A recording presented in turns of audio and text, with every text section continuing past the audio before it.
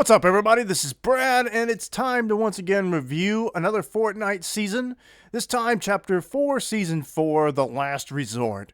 And this year, Fortnitemares tied into the story. Kind of. Yeah, we'll get into that in a little bit, but, I have to say, as far as, storylines go, while the story didn't grab me this time, although it did at first, I thought there was a lot of promise with the whole idea of the main villain of this season and this year's Fortnitemares being a vampire, that we would see some a little bit more relevance for the high stakes club, but that was not the case. But as far as gameplay wise, I really enjoyed the new weapons that were added. The business turret, that was a great item. The rocket ram was another great item. I mean, as far as these one season only weapons that they'll bring us, and then at least for this chapter, we only get them for one season, and then they're pretty much gone forever. Like, as far as that goes, these were good. I really enjoyed the gameplay this season. The problem I have with it is, or with this season, is just I don't know. There was a big build up to this whole eclipse thing, and it just feels very underwhelming. Ever since Fortnitemares started, it just things didn't seem to click. It's like they decided, okay, this season is going to end right at the season is going to end with Fortnitemares. So we'll have a vampire on the map, and he'll have a transformation. That'll be our boss. And that is pretty much the extent of what Fortnitemares was this year. And that's really disappointing to me. I was one of the people who was a big fan of the 2020 Fortnitemares with Midas's Revenge, where if you got killed in the game, you respawn as part of the Midas Ghost Army. I mean, that changed the game a lot, and I actually really liked it. I thought that was a cool way to make the game feel completely different and, unique for that very short 2 weeks that Fortnitemares was around. I actually missed it when it was gone. I mean, as much as I liked going back to the regular game, it's just that felt really, really special, and I've wanted them to try to do something similar to that for a while. But I guess if they do it again, it wouldn't feel as special.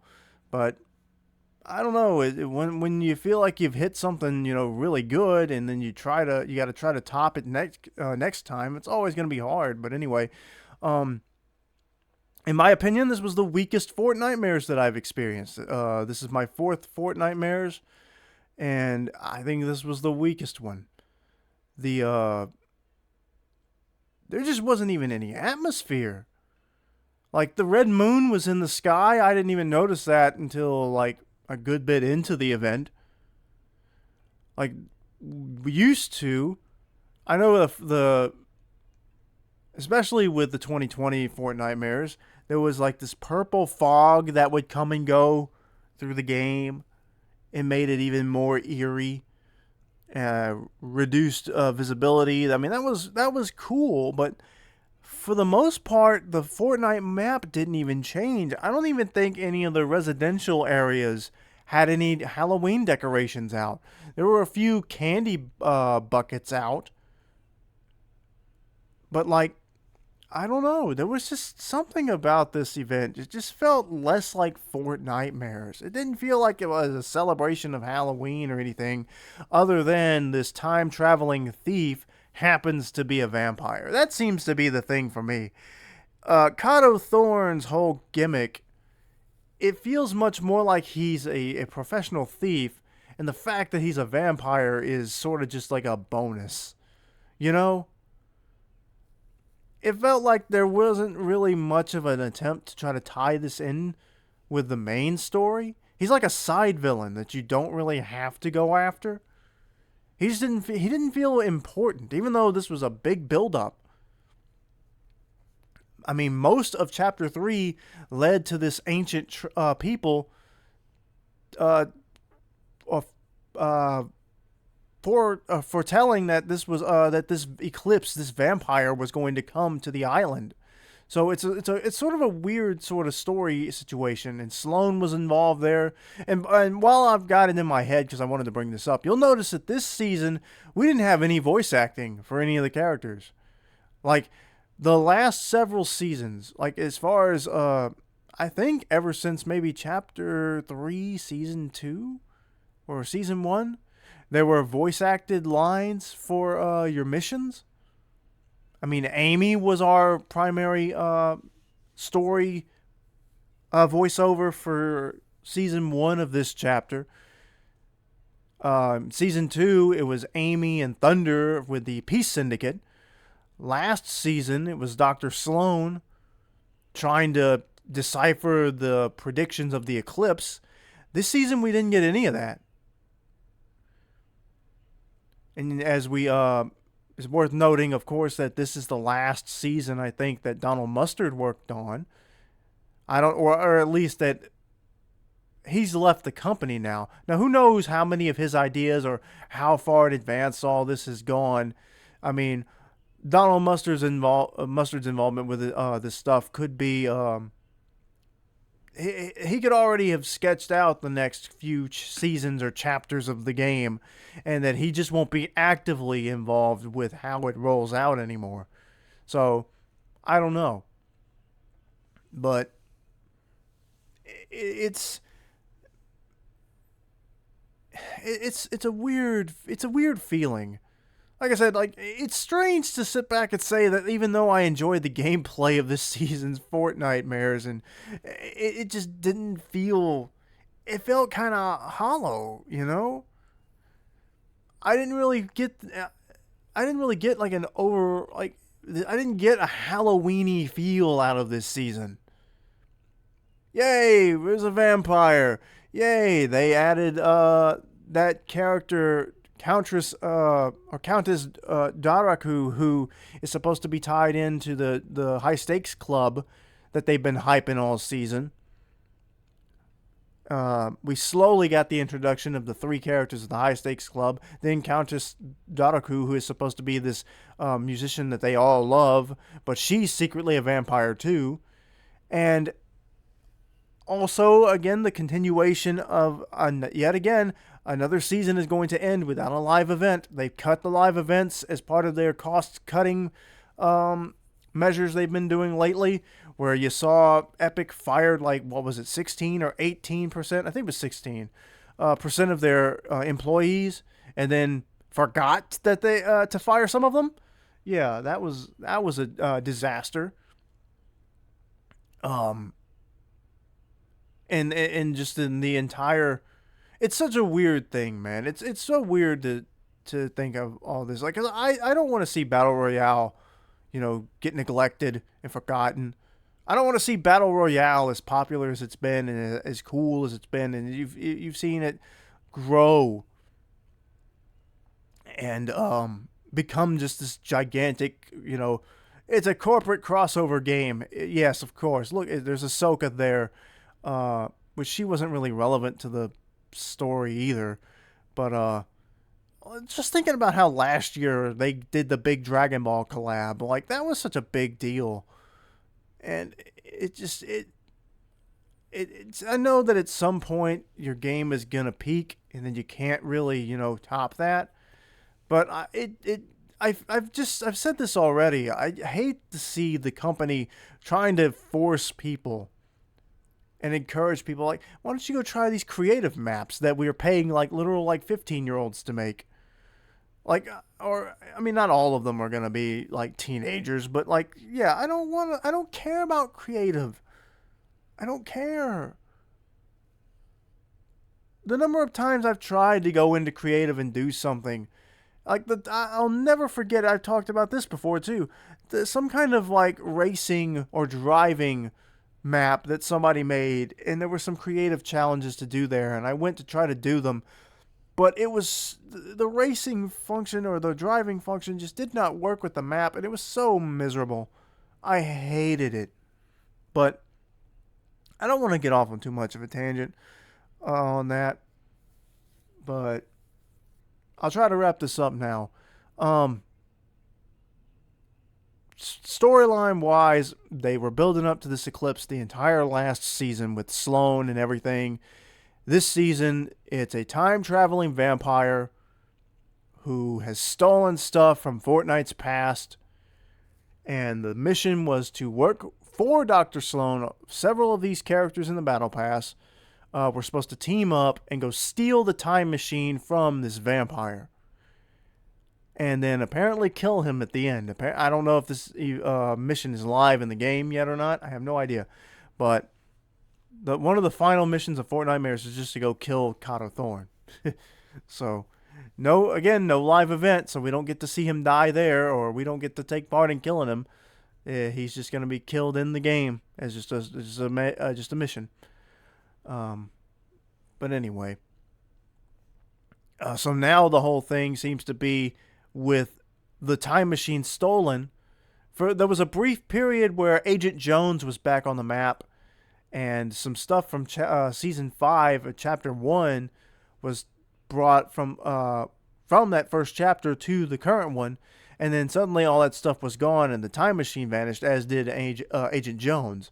So now we're building to the next season, which is called Fortnite OG, and it's going to be, I think the way it's supposed to work is every week we will go back in time, or first off, once this season ends, we will go back in time to Fortnite Chapter 1, Season 5, and then over the next few weeks, cycle through each season of Chapter 1 until like late November, early December, when Chapter 5 begins. So we're getting a very, very short season that's going to be just a throwback to the original version of Fortnite for a few weeks, and then a brand new chapter.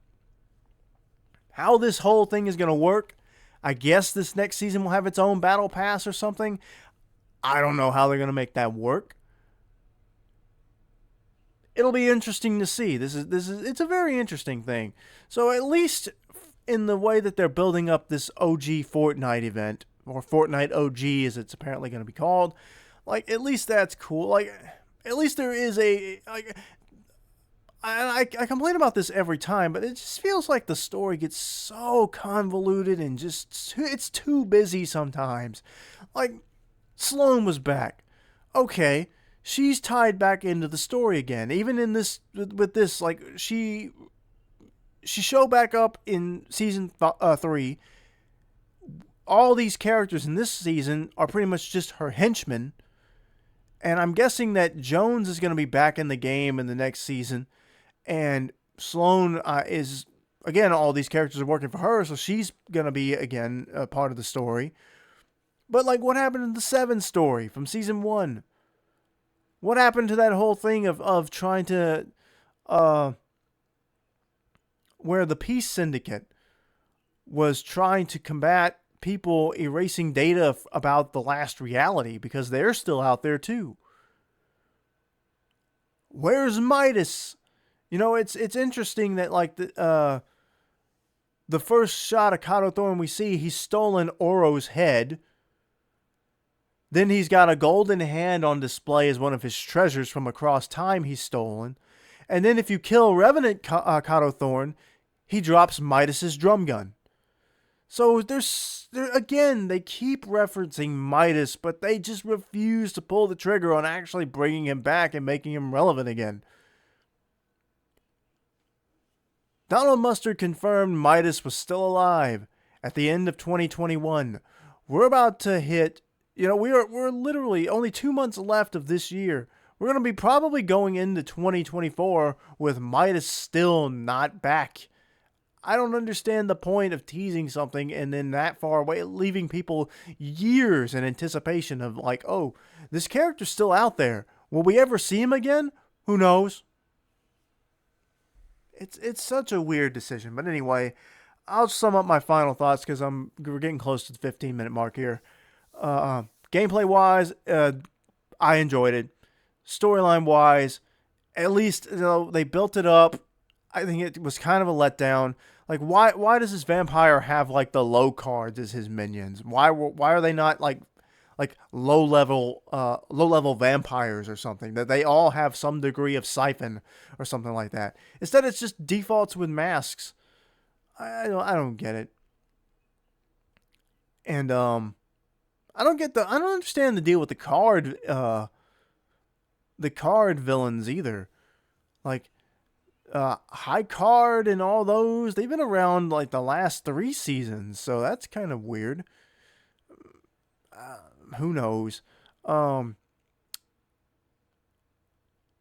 like, I like Kato Thorn as a villain, but you also kind of have to go out of your way to get to him. You know, you have to go to his main base, go down into the basement, survive the Gatling guns that are there, and any guards. He's just down there in the deepest part of the like it. I guess it sort of suits a boss, but I don't know. And when you do get down there, if anybody else comes down there, you're kind of a sitting duck. You know, at least like in the days of like where Iron Man and Doctor Doom and the old Fortnite bosses, like if you got stuck in a battle, you could get out of there. You know, at least it seemed like the bosses weren't that hard to get to. But that's not a big deal. But at least now we have the Kato Thorn's time machine is going to be our justification for going back in time. And I'm excited to see, you know, how this next season plays out. I've been kind of getting burnt out on Fortnite lately, like as far as like trying to care about like the story and being super excited for stuff.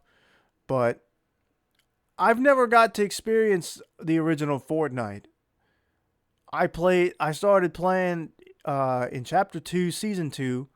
So while still kind of early in the game's life, especially compared to now, it still wasn't the original Fortnite. So I'm happy I'm going to get to at least get a taste of that for the next month. And hopefully this will be a point where people can get excited for the game again, and I can get excited for it. Again, the next season I think is only going to last a month. So how will all that work? Who knows? But I appreciate you guys for watching. What are your thoughts on this season? What were your dislikes and likes about it? Is there anything you thought could have made things better? Was it Halloweeny enough for Fortnitemares? I think this is the worst one they've done. I mean, at least last year, see, like the last 2020 Midas's Revenge, I thought was great. The next year, 2021, The Wrath of the Cube Queen. The Cube Queen and the Caretakers came in. I thought that was pretty good too. Last year was kind of like, kind of meh in my opinion, but at least you had the atmospheric locations added, like the haunted houses and the Evil Dead place, where if you go in those areas, it changes the atmosphere to being a little bit scarier. And you had the jump scare zombies were back.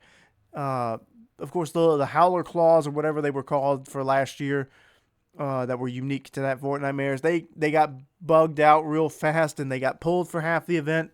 So to go from that, which was kind of a mediocre Fortnitemares last year, to this kind of just being like, it's only Fortnitemares because it's coincidentally ending at the season is actually ending at the same time Fortnitemares ends this year. So it's kind of just a big coincidence. But anyway, let me know what you guys thought.